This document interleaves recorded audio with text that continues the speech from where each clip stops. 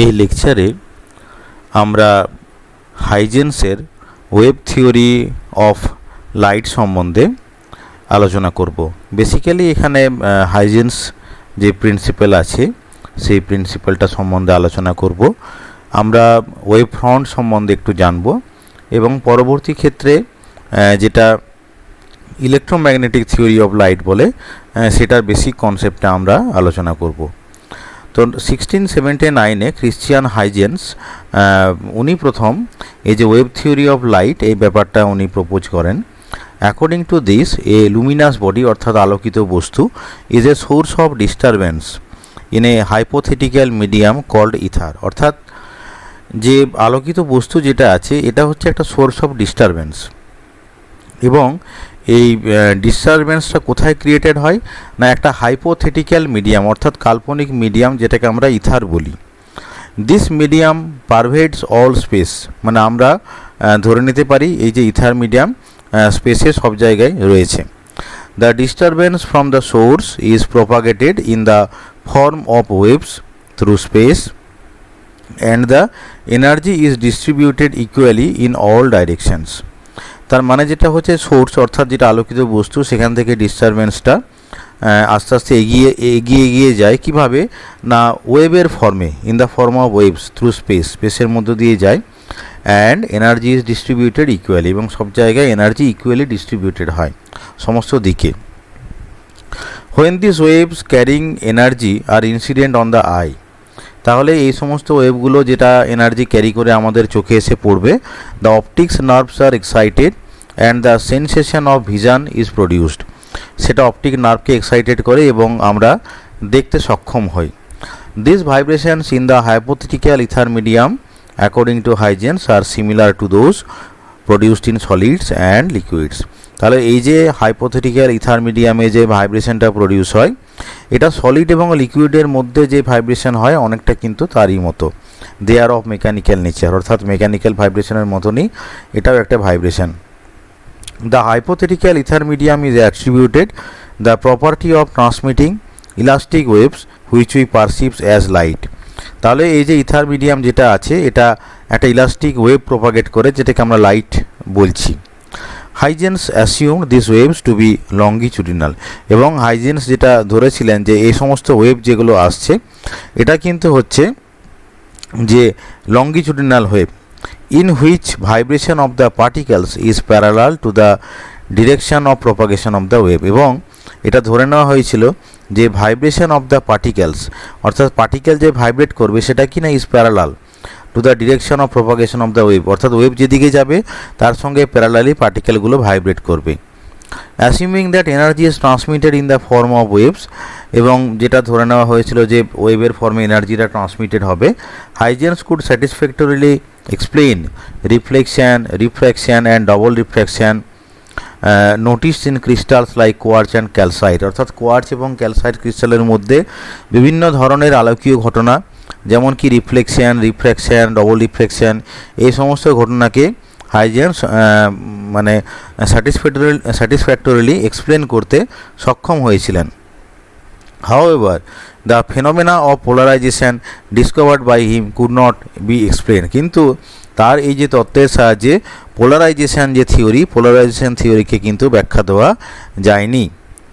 It was difficult to conceive unsymmetrical behavior of longitudinal waves about the axis of propagation, এবং এই যে Axis of ওয়েভটা যে Axis দিয়ে যাচ্ছে তার সঙ্গে যেটা বলা হয়েছিল যে একটা মানে লঙ্গিচুডিনাল ওয়েভ তৈরি হবে সেই ব্যাপারটা কিন্তু ঠিকঠাক করে এক্সপ্লেন করা যায়নি। Rectilinear propagation of light also could not be explain on the basis of wave theory. Even যেটা রেক্টিলিনিয়ার প্রপাগেশন অর্থাৎ আলোকের যেটা সরলরৈখিক গতিতত্ত্ব সেটাও কিন্তু হাইজেন্সের থিওরি থেকে এক্সপ্লেন করা যায়নি, which otherwise seems to be obvious according to corpuscular theory.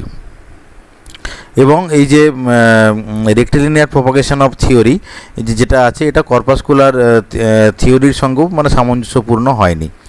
The difficulties mentioned above were overcome when Fresnel and Young suggested that light waves are transverse and not longitudinal as suggested by Huygens. তাহলে ফ্রানেল এবং young প্রথম suggest করেছিলেন যে এই যে light wave যেটা আছে, এই লাইট ওয়েভটা হচ্ছে অ্যাকচুয়ালি ট্রান্সভার্স ওয়েভ এবং এটা লঙ্গিটিউডিনাল ওয়েভ নয়। তাহলে হাইজেন্সের প্রিন্সিপালের এটা হচ্ছে একটা ফেলিওর। কিছু কিছু ফেনোমেনা যদিও হাইজেন্সের থিওরি থেকে সঠিকভাবে ব্যাখ্যা করা গিয়েছিল, কিন্তু কিছু কিছু ফেনোমেনাকে হাইজেন্সের থিওরি থেকে ব্যাখ্যা করা যায়নি। এবং হাইজেন্সের থিওরির সবথেকে বড় যেটা গলদ যেটা ছিল সেটা হচ্ছে উনি ধরে নিয়েছিলেন যে লাইট ওয়েভ এটার একটা লঙ্গিটিউডিনাল ওয়েভ, কিন্তু বাস্তবে লাইট ওয়েভ কিন্তু ট্রান্সভার্স ওয়েভ। এবং যে ইথার মিডিয়ামের কথা যেটা বলা হয়েছিল, এটা পরবর্তী ক্ষেত্রে যখন থিওরি অফ রিলেটিভিটি সম্বন্ধে আমরা পড়ব, তখন আমরা দেখব যে এরকম ইথার মিডিয়ামের কিন্তু বাস্তবে কোনো অস্তিত্ব নেই। In a transverse wave, the vibration of the ether particles take place in a direction perpendicular to the direction of propagation. তাহলে যদি আমরা ধরেও নিই যদি ইথার মিডিয়াম বলে কোনো মিডিয়াম থাকে, তাহলে ভাইব্রেশন অফ দ্য পার্টিকেল, তাহলে পার্টিকেলের যেটা ভাইব্রেশন হবে সেটা হচ্ছে লাইটটা যেদিকে যাবে তার ঠিক পারপেন্ডিকুলার বরাবর এই ভাইব্রেশনটা হবে। তাহলে এই হচ্ছে যেটা হাইজেন্সের থিওরির বেসিক জিনিসগুলো। এইবারে আমরা হাইজেন্সের যেটা প্রিন্সিপাল যেটা আছে, এই হাইজেন্সের প্রিন্সিপাল সম্বন্ধে আমরা একটু জানব। অ্যাকর্ডিং টু হাইজেন্স, অর্থাৎ হাইজেন্সের মতানুসারে, according to Huygens, a source of light send out waves in all directions. অর্থাৎ লাইটের যেটা সোর্স, আমরা একটু আগে ধরে নিয়েছিলাম যে সোর্স থেকে ওয়েভগুলো চারিদিকে ছড়িয়ে পড়বে এবং এনার্জি সেই ওয়েভের মধ্য দিয়ে প্রোপাগেট হবে। তাহলে এই যে সোর্স অফ লাইট যেটা আছে, এটা কি করছে না, sends out waves in all direction, সব দিকে কিন্তু ওয়েভটাকে কিন্তু ছড়িয়ে দিচ্ছে through a hypothetical medium called ether. মানে ইথার মিডিয়াম যেটা একটা হাইপোথেটিক্যাল মিডিয়াম, সেই হাইপোথেটিক্যাল মিডিয়ামের মধ্য দিয়ে ওয়েভসগুলো চারিদিকে ছড়িয়ে পড়ছে। তাহলে এইখানে এই যে একটা ছবি আমরা দেখাচ্ছি, এই ছবিতে এস হচ্ছে একটা ওয়েভের সোর্স। এই এস সোর্স থেকে কি হচ্ছে, light energy in the form of waves, এই মানে ওয়েভের ফর্মে চারিদিকে ছড়িয়ে পড়ছে। After any given interval of time T, অর্থাৎ আমরা ধরে নিচ্ছি যে টি সময় পরে এই ওয়েভের অবস্থাটা ঠিক কীরকম হচ্ছে। তো এই টি সময় পরে all the particles of the medium on the surface x why will be vibrating in phase. মানে এই যে এক্স ওয়াই বলে আমরা একটা সারফেস কল্পনা করে নিয়েছি, এই পয়েন্টটা হচ্ছে এক্স, এই পয়েন্টটা হচ্ছে গিয়ে ওয়াই। তাহলে এই যে এক্স ওয়াই যে সারফেস যেটা রয়েছে, এই এক্স ওয়াই সারফেসের মধ্য দিয়ে যতগুলো পার্টিকেল আছে এক্স ওয়াই সারফেসের মধ্যে, তারা কি করবে, সেম ফেজে ভাইব্রেট করবে। Thus X Y is a portion of the sphere of radius VT and centre S. তাহলে এই যে এক্স ওয়াই, এই যে লাইন যেটা রয়েছে, এটা বেসিক্যালি একটা স্ফিয়ারের গায়ের ওপরে অবস্থিত একটা পার্টিকুলার লাইন। মানে এস যদি একটা সোর্স যদি হয়, আমরা প্রথমেই বলেছি যে এই সোর্স থেকে সমস্ত দিকে ওয়েভগুলো কিন্তু ছড়িয়ে পড়ছে। তার মানে বেসিক্যালি এই ওয়েভগুলো একটা স্ফিয়ারের ফর্মে চারিদিকে ছড়িয়ে পড়ছে। 3 ডাইমেনশনাল কথা যদি আমরা ভাবি, তাহলে অবশ্যই আমাদেরকে বলতে হবে যে 3 ডাইমেনশনালি একটা স্ফিয়ারের আকারে এই ওয়েভসগুলো চারিদিকে ছড়িয়ে পড়ছে। এবং এক্স ওয়াই যে লাইনটার কথা এখানে বলা হয়েছে, সেটা একটা পার্টিকুলার স্ফিয়ারের উপরে অবস্থিত একটা সারফেস, এবং সেই সারফেসের উপর একটা পার্টিকুলার লাইন। এবং এই যে স্ফিয়ার যেটা আছে, এই স্ফিয়ারটা রেডিয়াসটা কত হবে না, ভিটি। কারণ এসটা যদি সেন্টার যদি হয় এবং ভি যদি ভেলোসিটি হয়, তাহলে টি সময় পরে এই স্ফিয়ারটার অবস্থান হবে, ওয়েভসগুলো এই পর্যন্ত পৌঁছাবে টি সময় পরে। তার মানে তারা কতটা দূরত্ব গেছে, ভিটি পরিমাণ দূরত্ব অতিক্রম করেছে। ভি যদি আমরা ধরে নিই যে velocity of propagation of the wave যদি হয়, তাহলে এই যে এক্স ওয়াই যেটা আমরা ছবিতে যেটা দেখাচ্ছি, এক্স ওয়াই মানাটাকে আমরা একটু আগেই বললাম যে এক্স ওয়াই বেসিক্যালি কী হচ্ছে, একটা স্ফিয়ারের একটা পোর্শন। তাহলে এই যে এক্স ওয়াই যেটা আছে, এক্স ওয়াইকে আমরা বলবো যে প্রাইমারি ওয়েভ ফ্রন্ট। এক্স ওয়াইকে আমরা আবার বলছি, এক্স ওয়াই যেটা আছে এটাকে আমরা প্রাইমারি ওয়েভ ফ্রন্ট বলবো। তাহলে ওয়েভ ফ্রন্ট কাকে বলে? এই wave front can B defined as the locus of all the points of the medium which are vibrating in phase. তাহলে ওয়েভ ফ্রন্ট হচ্ছে যে লোকাস অফ দ্য পয়েন্টস, অর্থাৎ সেই সমস্ত বিন্দুগুলোর সঞ্চারপথ যাদের ভাইব্রেশনটা ইন ফেজে আছে, অর্থাৎ যারা একই ফেজে ভাইব্রেট করছে, সেই সমস্ত বিন্দুগুলোর একটা সঞ্চারপথ। And are also displaced and are also displaced at the same time. Displace at the same time মানে এই যে আমরা বললাম যে ওয়েভ ফ্রন্ট একটা পার্টিকুলার ডিরেকশানে গেছে, তার মানে কি যে একই সময়ে অর্থাৎ ভিটি সময়ে সেই স্ফিয়ারটা তৈরি হয়েছে এবং সেই যে পার্টিকেলগুলোর যে ভাইব্রেশন যেটা হচ্ছে তারা ফেজে আছে এবং সেই সমস্ত পার্টিকেলগুলোর ডিসপ্লেসমেন্টটাও কিন্তু একই হবে। If the distance of the source is small, মানে যে সোর্স যেটা আছে সেই সোর্সটা তো খুব ক্ষুদ্র সোর্স এবং যেটা মানে যে ওয়েভ ফ্রন্ট যেটা আছে এটা যদি মানে সেই সোর্স থেকে খুব একটা বেশি দূরে গিয়ে থাকে, তখন কি হবে যে the wave front is spherical. মানে আমরা ছবিটা আরেকবার দেখে নিই। আমরা ছবিতে যেটা দেখিয়েছিলাম যে একটা ওয়েভ ফ্রন্ট, এই যে এক্স ওয়াই ছিল সেই ওয়েভ ফ্রন্টটা, এস ছিল সোর্সটা, মানে সোর্স থেকে এই যে এক্স ওয়াই এই যে পোর্শন যেটা আছে এটা যদি খুব কাছাকাছি যদি থাকে অর্থাৎ ওয়েভ ফ্রন্টটা খুব দূরে যদি না গিয়ে থাকে, তখন আমরা যেটা বলতে পারবো যে সেই ওয়েভ ফ্রন্টটা হচ্ছে spherical in nature. When the source is at a large distance, কিন্তু যদি ওই এক্স ওয়াই ওয়েভ ফ্রন্টটা যদি অনেকটা দূরে গিয়ে থাকে, সোর্স থেকে অনেকটা দূরত্ব অতিক্রম করে ফেলে অ্যাট দ্য টাইমটি, তখন কি হবে যে তখন সেটাকে আর আমরা স্ফিয়ার বলবো না। Then any small portion of the wave front can be considered plane. Basically সেটা কিন্তু স্ফিয়ারই থাকবে, কিন্তু সেটা এতটাই একটা বড় স্ফিয়ার হবে যদি তার আমরা কোনো একটা পার্টিকুলার পোর্শন দেখি সেই স্ফিয়ারটার ওপরে, তাহলে সেটাকে আমরা একটা প্লেন বলে অ্যাপ্রক্সিমেট করতে পারি। তখন কি হবে, তখন সেটাকে আমরা স্ফেরিক্যাল ওয়েভ ফ্রন্ট না বলে আমরা একটা প্লেন ওয়েভ ফ্রন্ট বলবো। মানে বেসিক্যালি এখানে যেটা দেখানো হয়েছে এই ফিগারে, এখানে যে ফিগারটা যেটা আছে এটা হচ্ছে একটা প্লেন ওয়েভ ফ্রন্ট, এটা হচ্ছে প্লেন ওয়েভ ফ্রন্ট। এই যে এখানে দেখাচ্ছে যে এই যে লাইনগুলো এগুলো আমরা প্যারালাল দেখাচ্ছি। বেসিক্যালি কি হয়েছে ঘটনাটা, যে এই ওয়েভ ফ্রন্টটা যখন এস সোর্স থেকে অনেকটা দূরে চলে গেছে, তখন যদিও সেটা স্ফিয়ার, বাট সেই স্ফিয়ারটা এতটাই বড়, তার একটা যদি পোর্শন আমরা যদি এরকম যদি কনসিডার করি, আমাদের সেটা দেখতে অনেকটা প্লেন মনে হবে। সেই জন্য এই যে ওয়েভ ফ্রন্ট যেটা আছে এই ওয়েভ ফ্রন্টটা হচ্ছে একটা প্লেন ওয়েভ ফ্রন্ট। আর এখানে একটা জিনিস যেটা আমাদেরকে বলতে হবে, যেটা আমরা আগেও বলেছি, এই যে এক্স ওয়াই যে লাইন যেটা আছে, এই এক্স ওয়াই লাইনের মধ্যে যে সমস্ত পার্টিকেলগুলো আছে তারা কিন্তু একই ফেজে ভাইব্রেট করবে। তাহলে এই হচ্ছে গিয়ে ওয়েভ ফ্রন্টের কনসেপ্ট।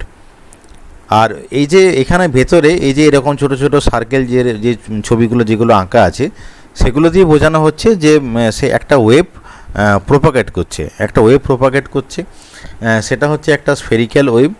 এবং এই যে ছোট ছোট যে স্ফিয়ারগুলো যেগুলো আছে তার গায়ে ট্যানজেন্ট বেসিক্যালি টানা হয়েছে। সবগুলোর গায়ে কিন্তু আমরা ট্যানজেন্ট টেনেছি। সবগুলো গায়ে ট্যানজেন্ট টেনে যদি তাদেরকে আমরা জয়েন করে দিই, তাহলে কি হবে, তাহলে সেটা একটা মানে বেসিক্যালি যে সঞ্চারপথ বা লোকাস আমরা যেটা পাবো সেটাকে আমরা কিন্তু ওয়েভ ফ্রন্ট বলছি।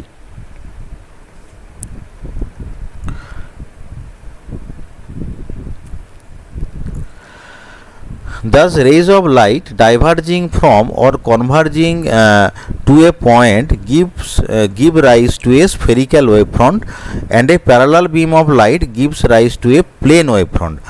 তাহলে যদি কোনো একটা রেজ অফ লাইট কোনো একটা পার্টিকুলার সোর্স থেকে যদি ডাইভার্জ করে অথবা কনভার্জ করে, ডাইভার্জ করা মানে ছড়িয়ে যাওয়া এবং কনভার্জ মানে একটা জায়গায় মিট করা, যদি ডাইভার্জিং বা কনভার্জিং ঘটনা যদি ঘটে তাহলে স্ফেরিক্যাল ওয়েভ ফ্রন্ট পাবো। এবং আমরা মানে একটা প্যারালাল বিম অফ লাইট যদি কনসিডার যদি করি, যেটা আমরা একটু আগে ছবিতে দেখালাম যে প্যারালাল লাইন্সগুলো ড্র করে, যে প্যারালাল বিম অফ লাইট যদি কনসিডার যদি করি, তখন আমরা কি পাবো, যে প্লেন ওয়েভ ফ্রন্ট পাবো। According to Huygens principle, all points on the primary wave front are sources of secondary disturbances. আবার বলি যে প্রাইমারি ওয়েভ ফ্রন্ট যেটা আছে সেই প্রাইমারি ওয়েভ ফ্রন্টের মধ্যে যে সমস্ত পয়েন্টগুলোর কথা আমরা বলছি, এই সমস্ত পয়েন্টগুলো হলো sources of secondary disturbance. Sources of secondary disturbance এই কথাটার মানে কি, তার মানেটা হচ্ছে যে দিস সেকেন্ডারি ওয়েভস, মানে সেখান থেকে আরও ওয়েভ তৈরি হবে, this secondary waves travel through space স্পেসের মধ্যে দিয়ে ট্রাভেল করবে with the same velocity as the original wave. Original ওয়েভের যা ভেলোসিটি ছিল সেই একই ভেলোসিটি নিয়ে ট্রাভেল করবে। And the envelope of all the secondary wavelets after any given interval of time.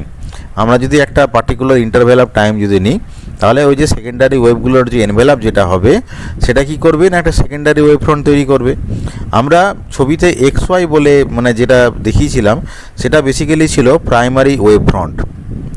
এইবারে একটা আমরা ধরে নিচ্ছি যে X Y is the primary wave front after an interval of time T prime. আমরা ধরে নিচ্ছি যে টি প্রাইম সময় পরে the secondary waves travel a distance VT prime.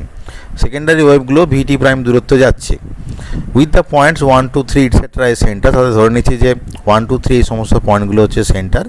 এবং তারপরে আমরা যদি একটা স্ফিয়ার যদি টানি যে draw spheres of radii VT prime, মানে এগুলোর যে 1 2 3 যে সমস্ত মানে ছোটো ছোটো স্ফিয়ারগুলো আছে তাদের রেডিয়াসটা হচ্ছে VT prime. The surfaces x1 y1 and x2 y2 refer to the secondary wave front. তাহলে x1 y1 এবং x2 y2 হবে সেকেন্ডারি ওয়েভ ফ্রন্ট, যেখানে x1 y1 হচ্ছে ফরওয়ার্ড ওয়েভ ফ্রন্ট এবং x2 y2 হচ্ছে ব্যাকওয়ার্ড ওয়েভ ফ্রন্ট। আমরা যে কথাগুলো বললাম এতক্ষণ সেগুলো আমরা ছবিতে এবারে দেখাবো। ছবিটা দেখে নিই, তাহলে আমাদের এই যে প্রাইমারি ওয়েভ ফ্রন্ট এবং সেকেন্ডারি ওয়েভ ফ্রন্টের যে ধারণা যেটা সেটা ক্লিয়ার হয়ে যাবে। তো আমরা এক্স ওয়াই যেটা লাইন যেটা আমরা একটু আগেই বলেছিলাম যে এক্স ওয়াই লাইনটাকে আমরা ওয়েভ ফ্রন্ট বলবো এবং বেসিক্যালি এটাকে আমরা প্রাইমারি ওয়েভ ফ্রন্ট বলছি এক্স ওয়াইটাকে। এবং এক্স ওয়াই এই যে লাইনের মধ্যবর্তী মানে মধ্যে অবস্থিত যে সমস্ত পয়েন্টস যেগুলো রয়েছে তারা একই ফেজে ভাইব্রেট করছে।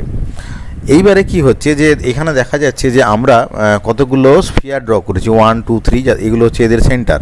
এই যে ছোটো ছোটো স্ফিয়ারগুলো ড্র করা আছে 1 2 3 4 5 6 এগুলো হচ্ছে ওই সমস্ত স্ফিয়ারগুলোর সেন্টার।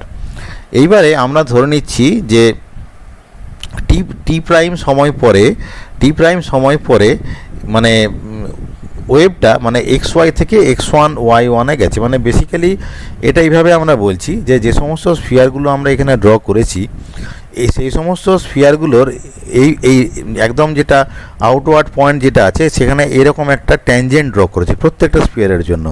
আমরা এরকম যদি ট্যানজেন্ট যদি ড্র করি তাহলে কি হবে যে আমি x1 y1 এরকম একটা লাইন পাবো, কার্ভ পাবো। এবং একইভাবে এরকম জায়গায় ভালো করে লক্ষ্য করো যেখানে x2 y2 আমরা একটা কার্ভ পেয়েছি। তাহলে x1 y1 এইটা হচ্ছে কি যে এইটা হচ্ছে সেকেন্ডারি ওয়েভ ফ্রন্ট। এক্স ওয়াইকে আমরা যদি প্রাইমারি ওয়েভ ফ্রন্ট বলি তাহলে x1 y1 হবে সেকেন্ডারি ওয়েভ ফ্রন্ট এবং একইভাবে x2 y2কেও আমরা সেকেন্ডারি ওয়েভ ফ্রন্ট বলবো। x1 y1কে ফরওয়ার্ড সেকেন্ডারি ওয়েভ ফ্রন্ট বলবো আর x2 y2কে ব্যাকওয়ার্ড সেকেন্ডারি ওয়েভ ফ্রন্ট বলবো। এবং এই যে ওয়েভগুলো মানে টি প্রাইম সময় পরে এক্স ওয়াই থেকে x1 y1 প্রাইম এই জায়গাতে যাবে, অর্থাৎ তাদের যে রেডিয়াস যেটা হবে এই সমস্ত স্ফিয়ারগুলোর রেডিয়াস যেটা হবে সেটা হচ্ছে ভি টি প্রাইম। এটা হচ্ছে রেডিয়াস।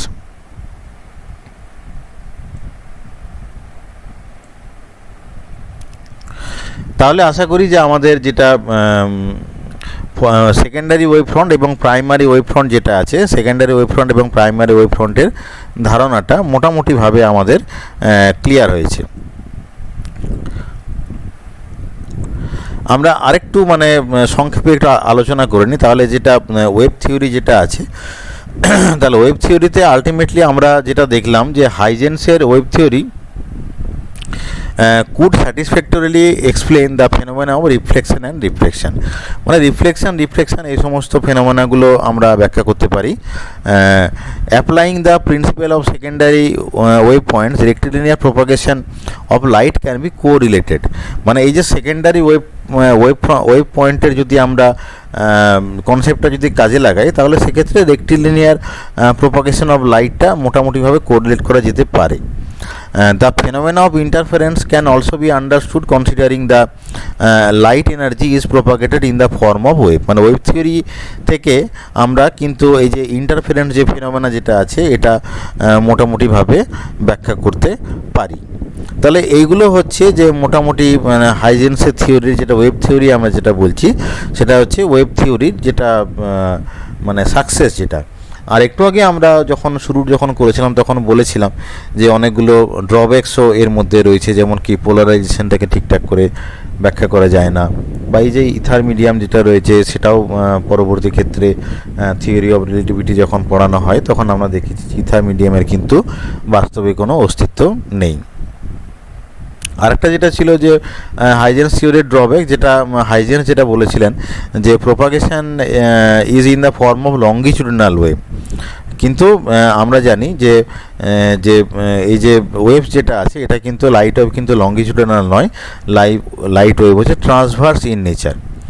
তো তাহলে অ্যাকচুয়ালি লাইট ওয়েভটা ঠিক কী রকমের দেখতে হয় সেটা আমরা একটু বলি, যে light wave is basically an electromagnetic wave. Light ওয়েভটা হচ্ছে electromagnetic wave. Electromagnetic wave consists of electric and magnetic field vector. তাহলে এর মধ্যে কি থাকে, যে ইলেকট্রিক ফিল্ড ভেক্টর থাকবে এবং ম্যাগনেটিক ফিল্ড ভেক্টর থাকবে।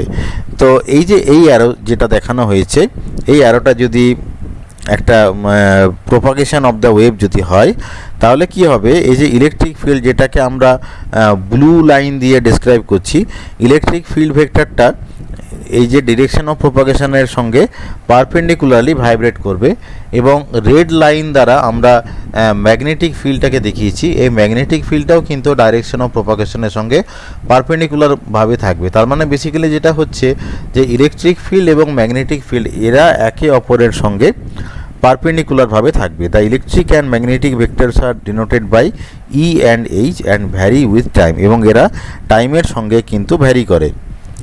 In light electric vectors vary in sinusoidal manner as shown in the figure. তাহলে এখানে যেটা দেখা যাচ্ছে যে ইলেকট্রিক ফিল্ডের এই যে ভ্যারিয়েশন যেটা আছে, এই ভ্যারিয়েশনটা টাইমের সঙ্গে কীরকম না সাইনুসয়েডাল ওয়েতে এটা ভ্যারি করছে, এবং আমরা অনেক সময় ইলেকট্রিক ফিল্ড ভেক্টরকে এইভাবে রিপ্রেজেন্ট করতে পারি যে ই ইজ ইকুয়াল টু ই0 sine KZ minus omega T, যেখানে ই হচ্ছে ইলেকট্রিক ফিল্ড ভেক্টর, ই0 হচ্ছে maximum amplitude of the field vector, K হচ্ছে wave number is equal to 2π/λ, আর জেড ইকুয়াল টু কি না displacement along the direction of propagation, আর ওমেগা কি না অ্যাঙ্গুলার ফ্রিকোয়েন্সি আমরা বলতে পারি বা অ্যাঙ্গুলার ভেলোসিটি, অ্যান্ড টি হচ্ছে টাইম।